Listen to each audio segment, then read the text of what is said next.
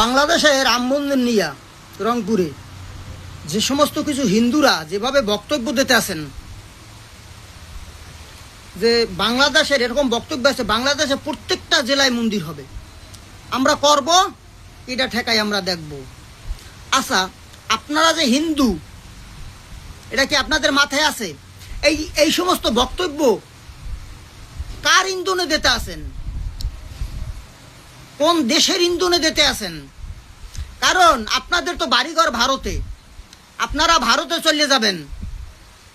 যখন আপনাদেরকে ধাওয়া দিবে তখন তো আপনারা ভারতে চলে যাবেন। এইখানে বাংলাদেশে যে সাধারণ হিন্দু, তাদের অবস্থা কি হবে? আপনারা তো ভারতের এজেন্ট, আপনারা ভারতের এজেন্ট, ভারতের হয়ে আপনারা কাজ করতেছেন। এইটা একটা মুসলিম কান্ট্রি, বুঝতে হবে। বক্তব্য যা দেন মাথায় রাখবেন। বাংলাদেশের মুসলমান ক্ষিপ্তই আপনাকে কিন্তু ধাওয়ানি দেবে, আপনাদেরকে ধাওয়ানি দেবেন, পার নিচে মাটি থাকবে না। সাধারণ হিন্দুরা বিপদে পড়ে যাবে, আমাদের মতো যারা আছি তারা বিপদে পড়বো। এই কামও করবেন না।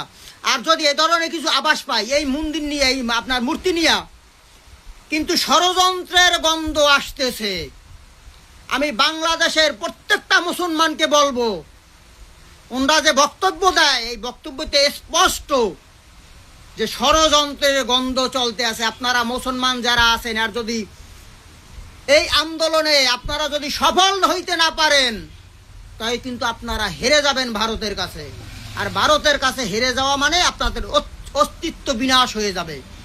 তাই বাংলাদেশের প্রত্যেকটা মুসলমানকে বলবো, ওরা যেভাবে বক্তব্য দিতেছে, ওরা যেভাবে কাজ করতেছে, আপনারা সঠিকভাবে রাস্তায় নামেন। ওদের পরিকল্পনা সফল হইতে দেওয়া যাবে না। আমি হিন্দু মানুষ বললাম, আমি আপনাদের পাশে থাকবো, প্রথম সারিতে থাকবো।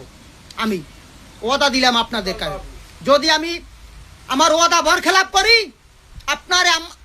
আপনারা জুতা পিটা করবেন। প্রথম সারিতে আমি থাকবো। কারণ এই হিন্দু, এই বাংলাদেশের হিন্দু না, ভারতের হিন্দু, বক্তব্যে বোঝা যায়। কারণ এরা ভারতের এজেন্ট হয়ে কাজ করতেছে। আমাদের সাধারণ হিন্দু যারা আছি তাদেরকে এরা বিপদে ফেলাবে। এরা কোনোদিনও এই পরিকল্পনা সফল হইতে দেওয়া যাবে না।